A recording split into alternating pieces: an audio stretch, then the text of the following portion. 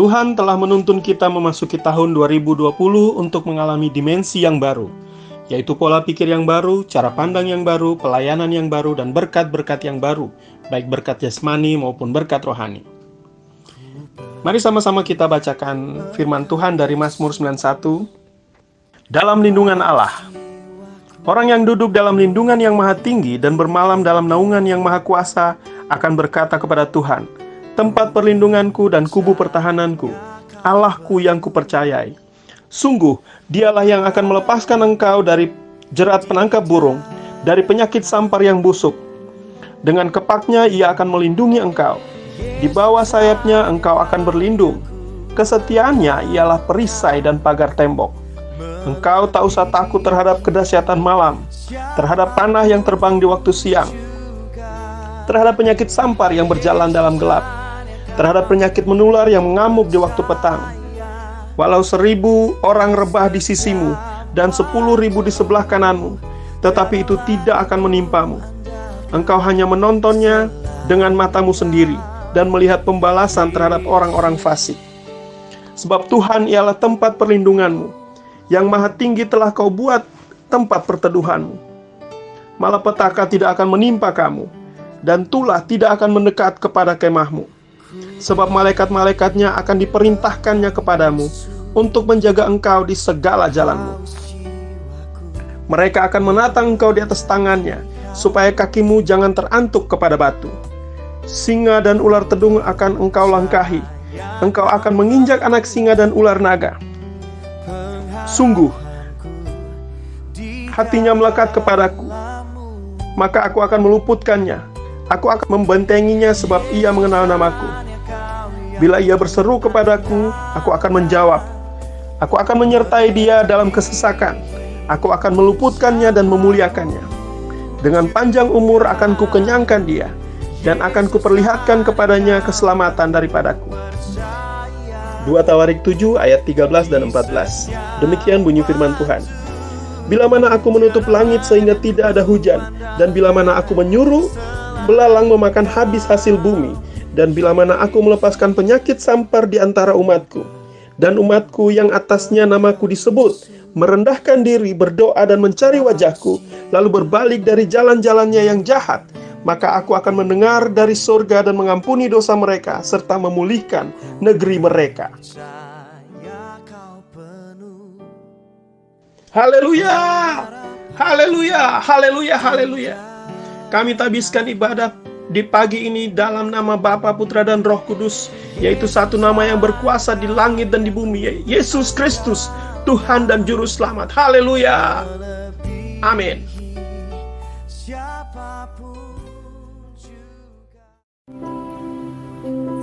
Shalom jemaat Tuhan, puji nama Tuhan. Hari ini kita berkumpul bersama keluarga kita masing-masing di rumah kita untuk memuji dan menyembah Dia. Meskipun kita tidak berkumpul dalam suatu ibadah di gereja, tapi kita percaya Tuhan Yesus hadir di tengah-tengah kita masing-masing. Amin Bapak Ibu.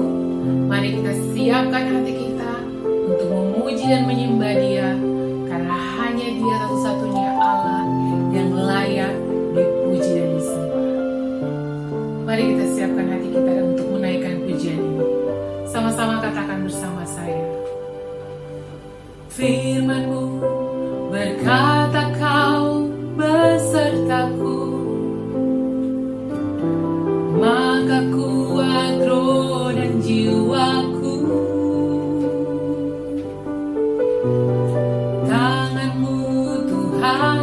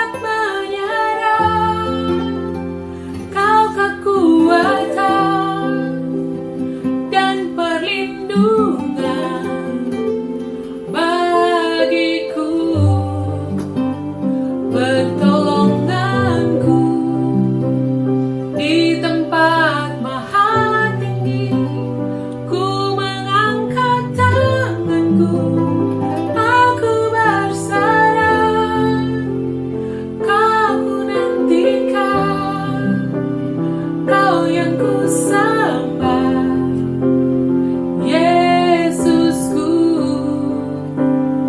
Rajaku. Mari sembah Dia. Oh, kami menyembah-Mu Tuhan. Terima kasih Tuhan, Raja segala raja, Tuhan segala Tuhan. Sebab daripada mula datang pertolongan kami. Terima kasih, terima kasih Tuhan. Haleluya, haleluya. Sembah Dia, Yesus, Yesus. Oh, haleluya, haleluya. Terima kasih Tuhan, terima kasih Bapa. Karena di saat badai datang, kami tetap teguh bersama-Mu Bapa. Haleluya, haleluya, haleluya. Oh, haleluya. Yesus, Tuhan.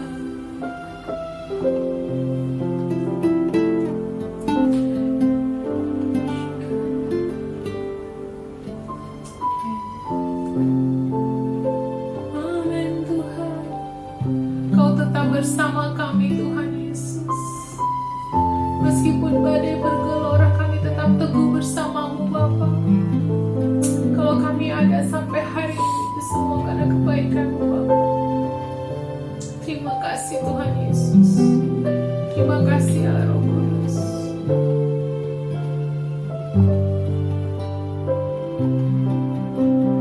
Di saat badai bergelora, ku akan terbang bersama-Mu. Bapa Kau Raja atas semesta, ku tenang sebab Kau Allahku. Di saat badai bergelora, ku akan terbang bersama-Mu. Bapa Kau Raja atas semesta, ku tenang sebab Kau Allahku. Ku tenang sebab Kau Allahku. Ku tenang sebab Kau Allahku.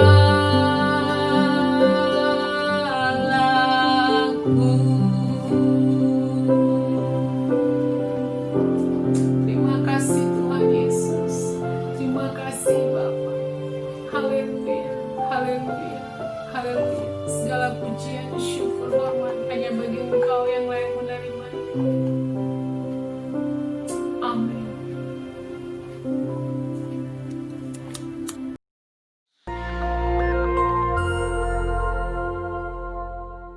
Shalom saudara, pandemi adalah suatu penyakit yang menyebar ke seluruh dunia dan mengakibatkan kematian dalam jumlah yang besar.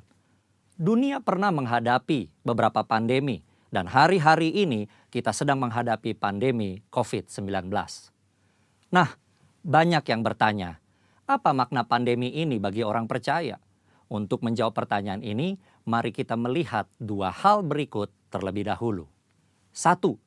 Dosa adalah akar dari sakit penyakit. Tuhan menciptakan manusia dan menempatkannya di Taman Eden dalam kondisi yang ideal. Tidak ada kejahatan, penderitaan atau sakit penyakit. Namun kondisi yang ideal tersebut menjadi rusak ketika manusia menggunakan kehendak yang dimilikinya dengan cara yang keliru. Iblis memberikan pendapat yang salah dengan cara yang menarik, sehingga akhirnya Hawa mengambil buah pengetahuan baik dan jahat, memakannya, demikian juga diikuti oleh Adam. Akibatnya, dosa masuk ke dalam kehidupan manusia dan menurunkan kutuk, sakit penyakit, kekacauan, dan kematian kekal. 2. Anak-anak Tuhan tinggal di dalam dunia yang berdosa. Kita perlu mengetahui bahwa kita sebagai orang percaya tinggal di dalam dunia yang sudah jatuh dalam dosa. Oleh karenanya, anak-anak Tuhan sangat rentan terhadap akibat-akibat dosa. Namun buat anak-anaknya, Tuhan memberikan perlindungan yang luar biasa. Ada pagar yang mengelilingi anak-anak Tuhan yang tidak dapat ditembus oleh si jahat. Jika si jahat ingin mencobai anak-anak Tuhan, mereka memerlukan izin dari Tuhan. Dan salah satu syarat Tuhan adalah pencobaan itu tidak boleh melampaui kekuatan manusia. Kita harus ingat, diberikan izin atau tidak, itu adalah kedaulatan Tuhan. Pada hari-hari ini, iblis terus bekerja untuk meningkatkan pencobaan guna mengacaukan manusia. Sehingga manusia tidak fokus pada Tuhan dan rencananya. Melalui berbagai hal, termasuk COVID-19, iblis bekerja membuat manusia takut, kacau, dan hanya berfokus menyelamatkan diri secara fisik. Di dalam hikmatnya yang tinggi dan tidak terselami oleh manusia, Tuhan mengizinkan virus itu ada. Nah, berdasar dua hal tersebut, kini kita akan melihat kehidupan Ayub agar mengerti makna pandemi bagi kehidupan orang percaya. Saudara, Ayub dicatat sebagai orang yang saleh, jujur, takut akan Tuhan, dan menjauhi kejahatan. Tuhan memberkati Ayub dan segala usahanya. Ternaknya berkembang biak mencapai ribuan. Ayub diberkati dengan 7 anak laki-laki dan 3 anak perempuan. Semua berjalan dengan baik, sampai suatu hari Ayub mengalami hal yang tidak menyenangkan. Semua anaknya mati, ternaknya habis, dan tubuhnya menderita penyakit bara. Ayub begitu menderita kesakitan sampai-sampai mengutuki hari kelahirannya. Ayub tidak tahu apa yang terjadi di hadapan Tuhan. Ayub 2 ayat 1 mencatat, pada suatu hari datanglah anak-anak Allah menghadap Tuhan, dan di antara mereka datang juga iblis untuk menghadap Tuhan. Iblis datang menghadap Tuhan dan meminta untuk mencobai Ayub. Tuhan mengizinkan hal itu karena Tuhan tahu bahwa Ayub dapat mengatasinya. Tuhan mengizinkan pencobaan ini adalah untuk menguji motivasi, memurnikan, dan menghasilkan pertobatan. Pada akhirnya tujuan Tuhan tercapai ketika Ayub berkata, hanya dari orang saja aku mendengar tentang engkau, tetapi sekarang mataku sendiri memandang engkau. Oleh sebab itu, aku mencabut perkataanku dan dengan menyesal aku duduk dalam debu dan abu. Ayub bertobat dan masuk dalam suatu dimensi rohani yang baru dalam hidupnya. Saudara, dari mempelajari apa yang dihadapi Ayub, maka ada 3 hal yang Tuhan kehendaki dari penyakit atau pandemi yang menimpa kita orang percaya. Yaitu, 1. Tuhan menghendaki kita orang percaya memiliki motivasi yang benar dalam mengiring dan melayani Tuhan. 2. Tuhan menghendaki kita orang percaya menjadi orang-orang yang murni. Jika diibaratkan emas, Tuhan tidak menghendaki emas 23 karat. Tuhan mau emas 24 karat. 3. Tuhan menghendaki kita bertobat, berbalik dari jalan-jalan yang jahat, dan bergantung hanya kepada Tuhan. Kesimpulannya, Tuhan yang kita sembah dan layani adalah penguasa yang maha tinggi. Tuhan yang berkuasa atas segala sesuatu. Tuhan memiliki banyak cara untuk membawa umatnya hidup dalam persekutuan yang indah. Pencobaan yang diizinkan oleh Tuhan ada dalam pertimbangan hikmat Tuhan yang sungguh alangkah dalamnya. Tuhan pasti akan memberikan jalan keluar dari pencobaan tersebut. Dan pada akhirnya kita semua masuk ke dalam dimensi yang baru. Tuhan Yesus memberkati. Amin.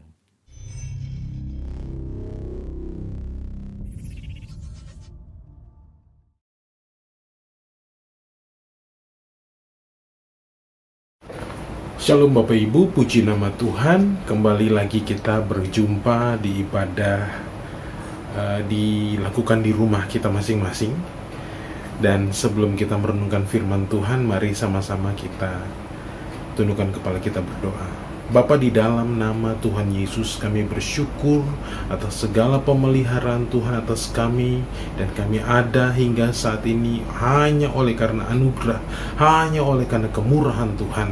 Kami rindu untuk merenungkan firman-Mu yang adalah Engkau sendiri ya Tuhan. Urapilah kami, Roh Kudus hadir, berikan pengertian-pengertian supaya kami menjadi umat-Mu yang terus melakukan kehendak-Mu dalam kehidupan kami.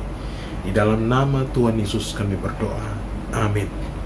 Shalom Bapak Ibu, puji nama Tuhan. Kita sudah memulai kehidupan kita di kenormalan yang baru atau new normal.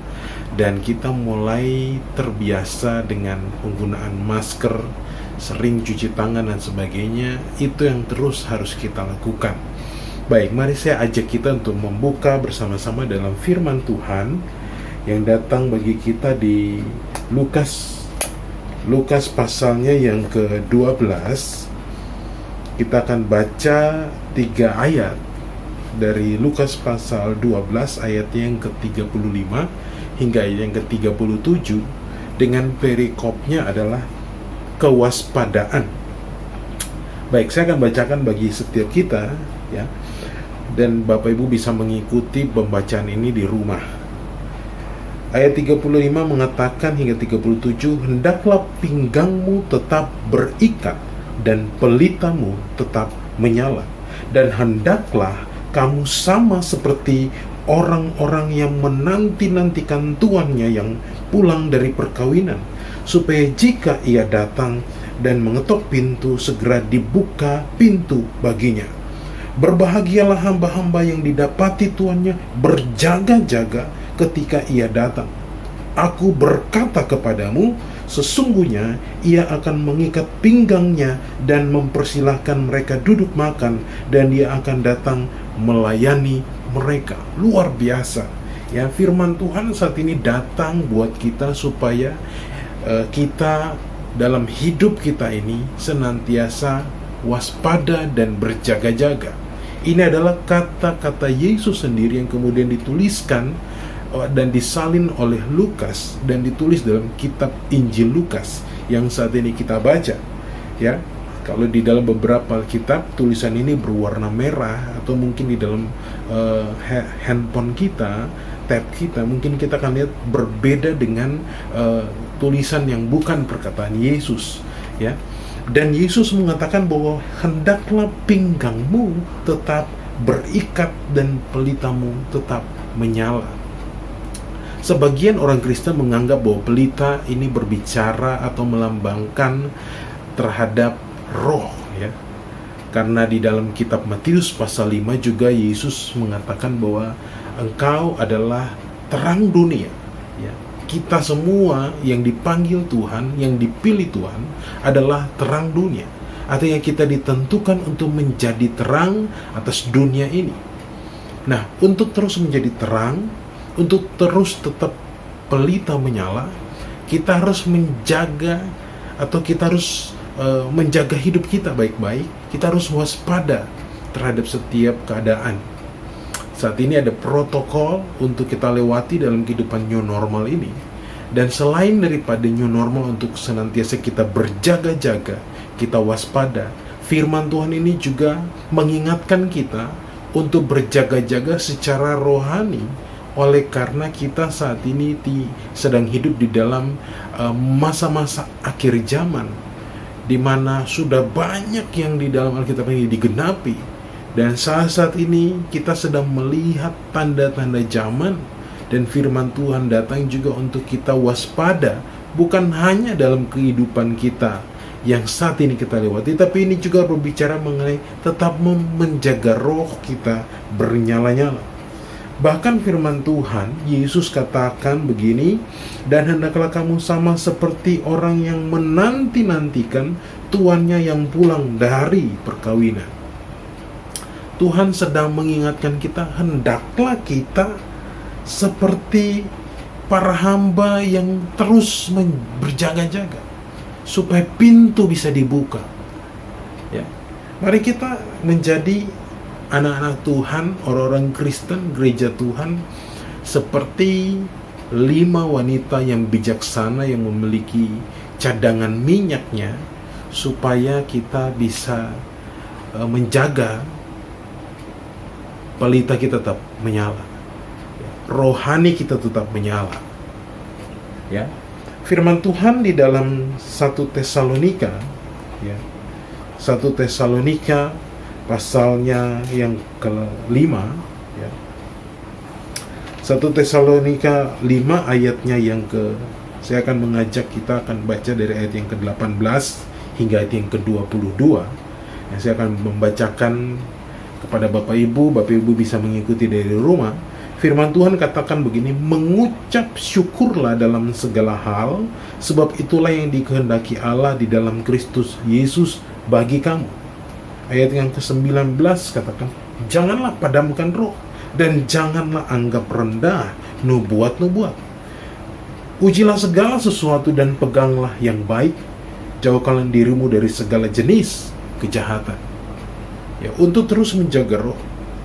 Firman Tuhan ini adalah surat Paulus kepada orang yang ada di Tesalonika, bahwa harus terus mengucap syukur.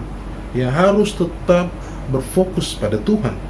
Ya, mengucap syukur dalam segala hal. Ya, mungkin setelah kita kembali dalam kehidupan kenormalan yang baru ini, ada banyak yang berubah. Yang pendapatan cukup besar, penghasilan cukup besar dalam usaha, semuanya tidak tercapai. Ya, gaji kecil karena ada potongan. Pendapatan usaha mengecil karena banyak yang harus ditutup mengikuti protokol pemerintah. Atau yang sakit, sembuh dari sakit COVID, dia tidak normal seperti sedia kalanya. Ada hal-hal yang kemudian harus diterapi, ada hal-hal yang harus terus diperhatikan. Tapi firman Tuhan mengingatkan kita untuk menjaga roh tetap bernyala, supaya seperti pelita, ya, kita harus senantiasa mengucap syukur. Lalu apa yang terjadi juga? Ayat yang ke-19 bilang, janganlah padamkan roh, dan janganlah anggap rendah nubuat-nubuat. Di ayat yang ke-20 mengatakan untuk tetap menjaga supaya roh kita bernyala-nyala, ya, maka kita harus melihat bahwa ada nubuatan-nubuatan yang pernah kita baca, kita renungkan, kita dapatkan. Ya, firman Tuhan katakan, jangan menganggap rendah. Ya.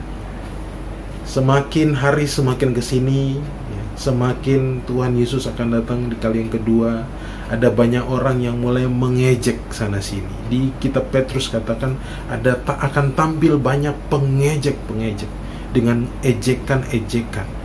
Ya, tapi firman Tuhan di dalam Tesalonika, ya, mengingatkan kita untuk kita jangan menganggap remeh.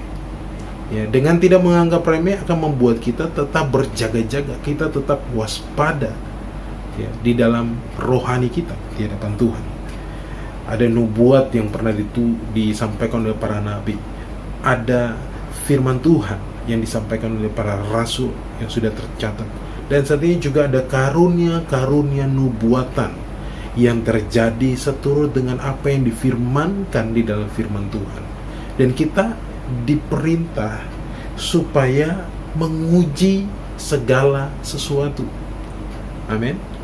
Ya, kita uji, kita dapatkan, kita nggak pegang ambil mentah-mentah, kita minta Tuhan memberikan penerangan dalam hati kita terhadap apa yang kita dapatkan. Kita minta Roh Kudus membukakannya bagi kita, sehingga kita tidak menganggap remeh, tapi tetap menjaga supaya roh kita bernyala-nyala bagi Tuhan. Dan peganglah yang baik. Ya. Ingat, kita tahu bahwa ada hal-hal yang prinsip yang harus kita pegang dalam kehidupan kita. Pilih hal-hal yang prinsip. Firman Tuhan. Ya. Apa yang baik adalah firman Tuhan. kabar baik adalah Injil, adalah firman Tuhan. Pegang itu dalam kehidupan kita. Lalu kemudian melatih diri kita untuk menjauhkan diri kita dari segala jenis kejahatan. Ini adalah cara untuk tetap roh kita bernyala-nyala. Ya. Kita melatih diri kita. Kalau kita lihat di dalam kitab Roma, ya, orang yang memikirkan hal-hal yang dari roh adalah orang-orang yang kemudian mengarahkan dirinya untuk melakukan hal-hal yang diperintahkan oleh Tuhan. Tapi orang yang memikirkan hidupnya dari daging, dia akan mengarahkan dirinya untuk melakukan hal-hal yang jahat, hal-hal yang cemar, hal-hal yang daging. Firman Tuhan kembali mengingatkan kita saat ini supaya kita menjaga hidup kita, pelita kita tetap menyala. Ini bukan cuma dituliskan oleh Paulus kepada jemaat di Tesalonika, tapi ada benang merahnya dengan yang kita baca di Lukas 12, ada benang merahnya dengan yang kita baca di kitab Matius atau di Markus mengenai pelita yang harus terus menyala. Mari gereja Tuhan, mari Bapak Ibu Saudara sekalian, kita mau setuju dengan ketetapan yang Tuhan berikan atas kita. Kita mau dengar ketetapan-ketetapan di mana Tuhan menetapkan pemerintah atas kita untuk mengatur, ya. Ada keteraturan hidup di dalam masyarakat. Pemerintah adalah wakil rakyat. Kita mau mengikuti arahan supaya roh kita tetap menyala. Kita juga mau lihat bahwa ketetapan Tuhan atas kita adalah keluarga yang diberikan Tuhan. Kita saling mendukung satu dengan yang lain di dalam keluarga. Dan ketetapan-ketetapan yang kita pegang menjadi prinsip kita adalah firman Tuhan yang kita renungkan hari lepas hari, yang kemudian menjadi rema untuk menjadi tuntunan bagi kehidupan kita. Haleluya. Mari kita berdoa untuk firman ini. Bapa, kami mengucap syukur ya Tuhan, karena Engkau begitu baik. Kami mau pegang senantiasa firman-Mu, karena firman itu adalah Engkau sendiri. Terangi senantiasa hati kami. Terus bukakan rema-rema yang baru, sehingga kami memiliki kekuatan iman yang teguh dan roh yang terus menyala-nyala, hingga Tuhan datang kali yang kedua mendapatkan kehidupan iman kami, dan kami mengalami kehidupan kekekalan dengan Tuhan. Terima kasih ya Bapa. Haleluya. Mari kita mau buka hati kita sama-sama di hadapan Tuhan. Kita mau menerima berkat daripada Tuhan sendiri. Berkat-Mu turun melingkupi kami saat ini ya Bapa. Berkat-Mu penuhi kami ya Bapa. Kasih Bapa turun. Karunia daripada Tuhan Yesus senantiasa menaungi kami. Dan persekutuan yang manis dengan Roh Kudus mengurapi, menyertai, mengajar dan menasihati setiap kami. Mulai hari ini sampai Maranatha, Tuhan Yesus datang kali yang kedua menjemput setiap kami di orang-orang yang permai sampai selama-lamanya. Haleluya. Amin. Selamat hari Minggu Bapak Ibu. Tuhan Yesus terus memberkati kita semua. Amin.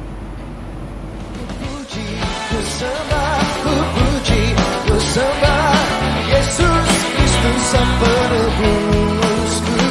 Ku puji, ku sembah, ku puji, ku sembah Yesus Tuhan dan Rajaku. Yang bersukacita suarakan langit dan bumi pujilah Tuhan, sebab Dia ciptakan semuanya